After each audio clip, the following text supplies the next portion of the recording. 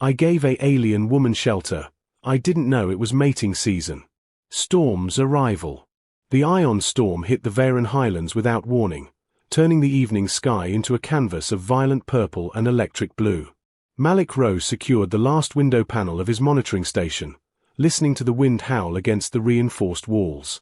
He'd weathered storms before in this remote outpost, but something about tonight felt different, charged with an energy that made his instruments flicker and hum.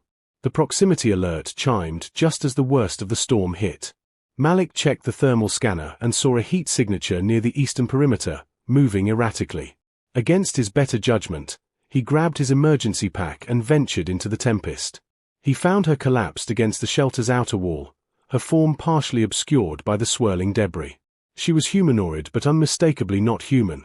Her skin held an opalescent quality, and silver markings traced elegant patterns across her face and arms. Her clothing, though torn, looked like nothing manufactured on Earth. "Help," she gasped, her voice musical despite her obvious pain. "Please." Malik didn't hesitate. He helped her inside, supporting her weight as they stumbled through the airlock. Once in the safety of the station, he helped her onto the medical cot, quickly assessing her injuries. A deep gash across her shoulder leaked luminescent blue fluid, her equivalent of blood, he supposed. "I'm Malik," he said gently, reaching for his first aid supplies. "You're safe here. What happened?" "Thessia," she managed, wincing as he began cleaning the wound. "Of the Stellaris people. My scout vessel. The atmospheric interference. I couldn't maintain altitude." Her eyes, striking amber with flecks of gold, fixed on him with an intensity that made his breath catch. "Thank you," she whispered. "Your kindness, it's overwhelming." Malik noticed how her silver markings began to glow softly, pulsing in rhythm with her breathing. He attributed it to stress or pain, focusing on treating her injuries while the storm raged outside, unaware that he'd just set something profound into motion, unexpected warmth. The storm continued through the night, forcing Thessia to remain in the station. Malik set up a comfortable space for her near the heating unit, providing blankets and water. She accepted everything with gratitude that seemed disproportionate to his simple gestures, her eyes following his every movement around the small space. "On my world, hospitality is sacred," Thessia explained as Malik prepared a simple meal. "But this, what you're doing, it touches something deeper." He handed her a bowl of soup, their fingers brushing during the exchange. The silver markings on her skin flared brightly for a moment, and she quickly looked away, a faint blush coloring her cheeks with an iridescent sheen. As they ate, Thessia shared stories of her home, a planet where 3 moons painted the night sky in shades of silver and rose, where crystalline cities hummed with harmonious energy. Malik found himself captivated not just by her words but by the way she spoke them, the gentle cadence of her voice, the way her hands moved expressively as she described her world. "What about family?" Malik asked, noticing how she grew quieter. "I'm a long-range scout," Thessia said softly. "It's a solitary calling. I chose it because I wanted to understand other worlds, other peoples." She paused, her luminous gaze meeting his. "But sometimes the solitude feels heavy." "I understand that," Malik admitted. "That's why I'm out here. Sometimes distance makes things clearer." Thessia moved closer, drawn by something she couldn't quite name. "May I?" she asked, gesturing toward his hand.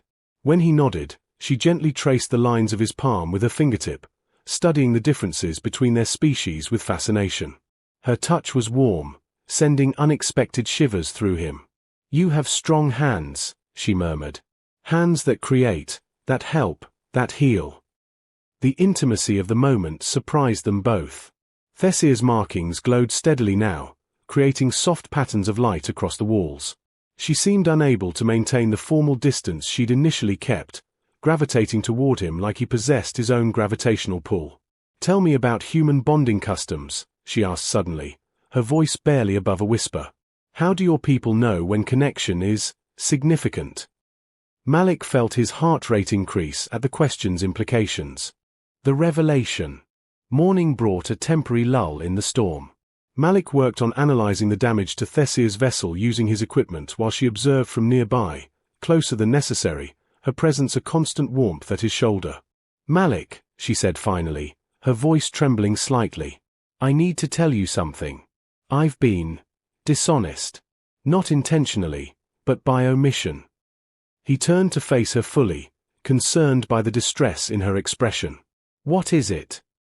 Thessia's markings pulsed rapidly, betraying her agitation.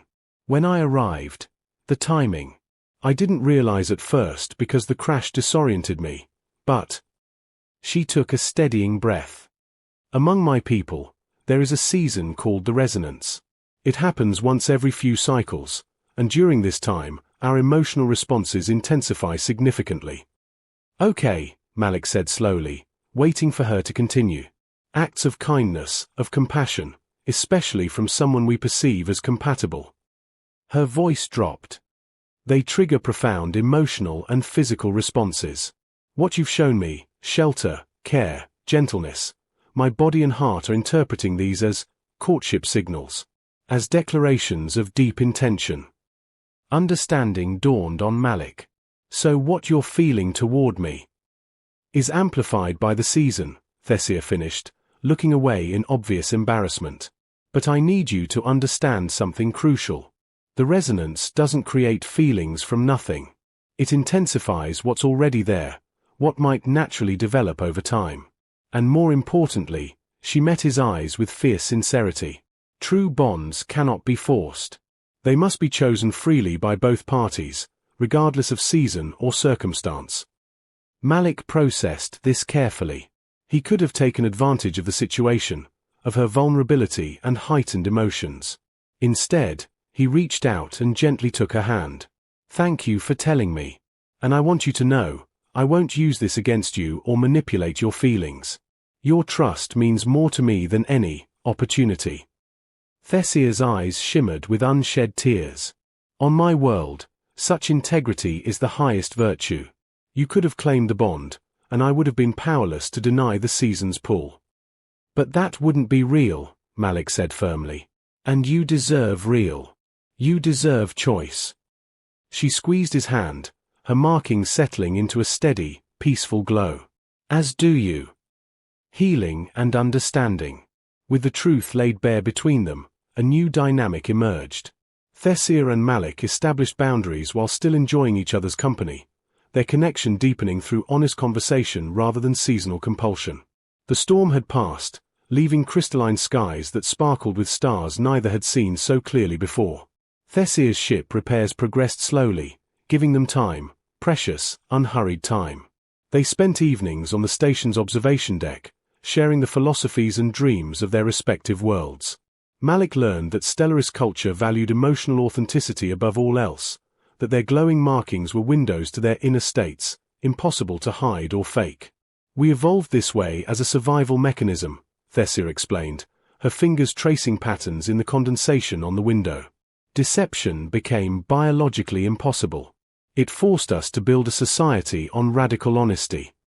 That must be exhausting sometimes, Malik observed. Sometimes, she admitted with a soft smile. But it also means that when we choose to be vulnerable with someone, they know it's genuine. There's no pretense, no games. One evening, as they studied Malik's star charts, Thessia leaned over his shoulder to trace the constellation patterns. Her hand brushed his, and neither pulled away. The touch lingered, intentional and warm. This one, she said softly, her finger following a line of stars, we call the Wanderer's Path in our language. It's said to guide those who are searching for home, even when they don't know where home is. Malik turned slightly, finding her face inches from his. Have you found it? Home.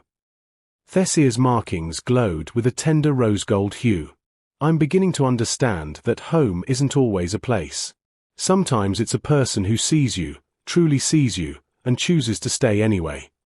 The resonance. Malik asked quietly. No, Thessia whispered. This is just me. Just what I feel, what I choose to feel. She hesitated, then added with characteristic honesty. The season made me notice you quickly, made me vulnerable faster than I might have otherwise. But what I feel now, what I want, that's beyond biology. That's choice. Malik lifted his hand to gently cup her face, giving her every opportunity to pull away. She didn't. Instead, she leaned into his touch, her eyes closing briefly. I'm scared, she admitted. I leave soon. My people will expect me to return, to file my reports, to continue my mission. Then we make the most of now, Malik said. No false promises, no obligations. Just honesty about what this is and what it might become. Thessia smiled, and in that moment, Malik understood what it meant to be seen by someone whose very biology demanded truth. A promise beyond stars. The morning of Thessia's departure arrived with cruel swiftness. Her vessel, repaired through combined human ingenuity and Stellarist technology, stood ready near the station. Malik helped her perform the final checks, both of them moving slowly, reluctant to acknowledge the inevitable. I need to give you something, Thessia said as they completed the last diagnostic. From her pack, she withdrew a crystal no larger than his thumb, glowing with soft internal light. Among my people, this is called a resonance crystal. We give them only to those we trust completely, those we choose to remain connected to across any distance. Malik accepted it carefully, feeling its warmth pulse against his palm. What does it do? It holds a piece of my essence, my energy. As long as you carry it, you'll know I'm thinking of you. And when I'm near, even light years away, you'll feel it warm in your hand. She placed her hands over his, enclosing the crystal between them. More importantly, it's a promise. Not a binding, not an obligation, but a freely given promise that I intend to return. The resonance season ended 3 days ago, Thessia interrupted gently.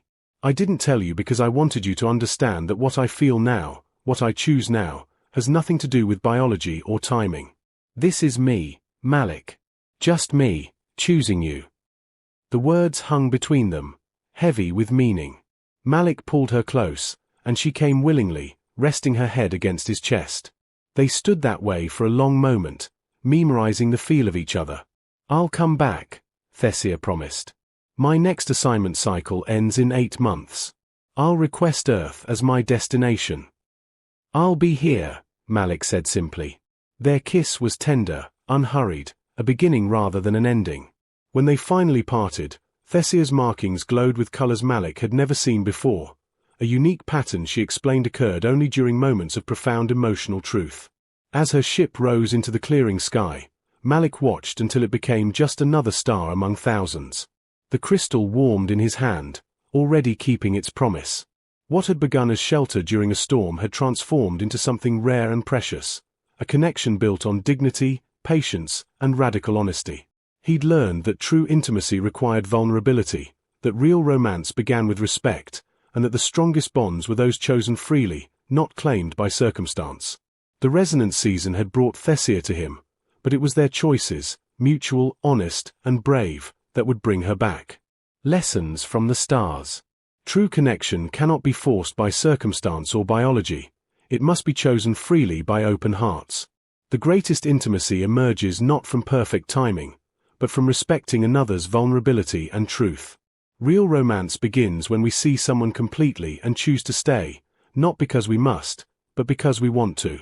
Home is not always a place among the stars, but sometimes a person whose honesty mirrors our own, whose choice to love makes the universe feel less vast.